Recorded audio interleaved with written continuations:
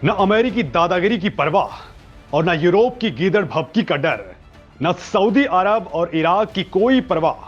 रूस पर 10,000 प्रतिबंध लगे हैं, लेकिन भारत हर दिन खरीद रहा 16 लाख बैरल कच्चा तेल। जी हां दोस्तों, रूस और यूक्रेन के बीच पिछले 1 साल से युद्ध जारी है, कोई सुलह नहीं हो पाई है। अमेरिका, यूरोप समेत कई देश यूक्रेन के पाले में डटे हुए हैं, तो रूस के खेमे में चीन, ईरान, नॉर्थ कोरिया जैसे देश डटे हुए हैं। लेकिन दोस्तों, इस दौरान कुछ ऐसा हुआ है कि हर कोई हैरान है। जो रूस इतना ताकतवर था, वो कुछ ही दिनों में यूक्रेन को तबाह कर सकता था, वो 1 साल बाद भी क्यों नहीं कर पाया?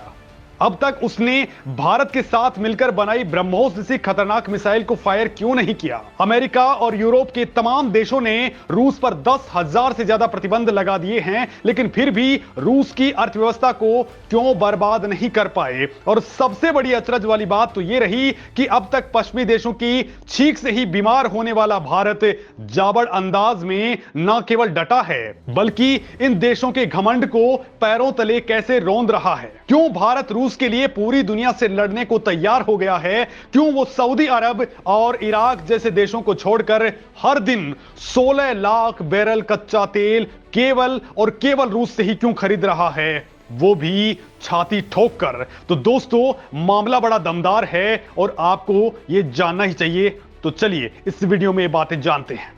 दोस्तों, रूस वाली बात आपको बताने से पहले आपको बता दूं कि दुश्मनों या फिर यह कहें कि दुनिया से निपटने के लिए कोई भी देश 2 तरह की रणनीति या स्ट्रेटजी अपनाता है। एक है ऑफेंस वाली रणनीति, जिसे चीन की भाषा में कहें तो वुल्फ वॉरियर डिप्लोमेसी, जिसको लेकर आप इजराइल का एग्जांपल ले सकते हैं।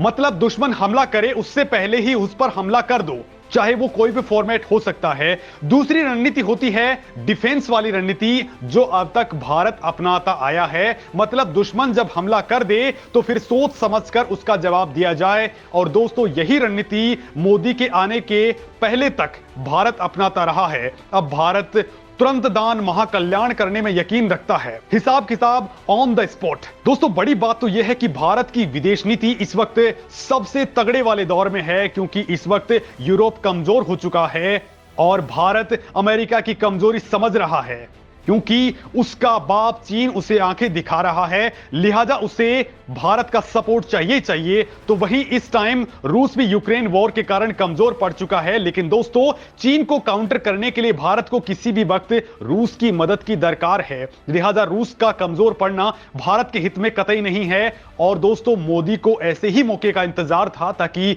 एक ही तीर से कई शिकार किए जाएं। और इसके लिए मोदी ने सबसे पहला काम किया रूस से तेल वाले ऑफर को लपकने का, जिससे एक तरफ भारत को बहुत ही सस्ता तेल मिल रहा है और दूसरी तरफ सऊदी अरब, इराक और तमाम खाड़ी देशों की दादागिरी धराशायी हो गई है। दोस्तों, रूस से भारत का कच्चे तेल का आयात इस साल फरवरी में रिकॉर्ड 16 लाख बैरल प्रतिदिन पहुंच चुका है। भारत लगातार रूस से बड़ी मात्रा में क्रूड ऑयल का इंपोर्ट कर रहा है। पहले इराक और सऊदी अरब भारत के सबसे बड़े सप्लायर रहे हैं, लेकिन पिछले 1 साल के अंदर भारत ने रूस की ओर रुख कर लिया।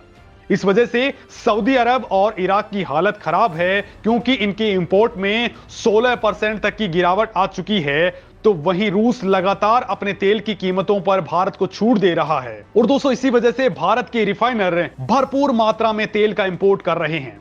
आपको जानकर हैरानी होगी कि पिछले साल यानी फरवरी 2022 में जब रूस और यूक्रेन युद्ध हुआ था, तब भारत रूस से अपनी जरूरत के तेल का 1% से भी कम खरीदता था। लेकिन अब 35% तेल अकेले रूस से ही खरीद रहा है। और यह आंकड़ा लगातार दिनों दिन बढ़ता ही जा रहा है। दोस्तों, भारत चीन और अमेरिका के बाद दुनिया का तीसरा सबसे बड़ा कच्चे तेल का आयातक है।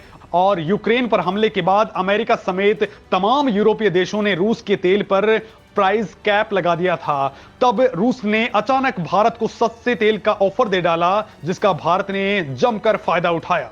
और दोस्तों, यही वो वजह है जिसके कारण रूस की अर्थव्यवस्था मजबूती से डटी हुई है और इसके लिए पुतिन मोदी को बार बार धन्यवाद दे रहे हैं। और अपने दिल के दरवाजे भारत के लिए लगातार खोल रखे हैं। क्योंकि दोस्तों पिछले एक साल में पश्चिमी देशों ने उन पर 10,000 से ज्यादा प्रतिबंध लगाए हैं। इनमें तेल, हथियार के कारोबार समेत कई प्रतिबंध शामिल हैं। इसके अलावा कई देशों में मौजूद रूस की संपत्ति को फ्रीज कर दिया गया है। साथ ही रूसी राष्ट्रपति और उनके नेताओं पर भी बैन लगा दिया गया है। आपको बता दूं कि रूस पर लगे प्रतिबंधों का असर वहां के नागरिकों और कारोबारियों पर भी पड़ा है, क्योंकि उनके नागरिक दूसरे देशों की यात्राएं नहीं कर पा रहे हैं। लेकिन भारत जैसे दोस्त की ओर से रूस के तेल और उसके हथियारों समेत बाकी सामान की लगातार चट्टान की तरह खड़े होकर के खरीदारी करने की वजह से उसकी अर्थव्यवस्था मजबूत बनी हुई है। और इसकी बानगी रूस के राष्ट्रपति के बयानों में भी कई बार देखने को मिल चुकी है। युद्ध के एक साल पूरे होने के बाद एक बयान में उन्होंने कहा था कि भारत जैसे मित्र देश का शुक्रिया अदा करना चाहता हूं जो बिना किसी के दबाव में आए रूस का सपोर्ट कर रहा है। अब रूस भारत के साथ अपने सहयोग और व्यापार को बढ़ाना जारी रखेगा।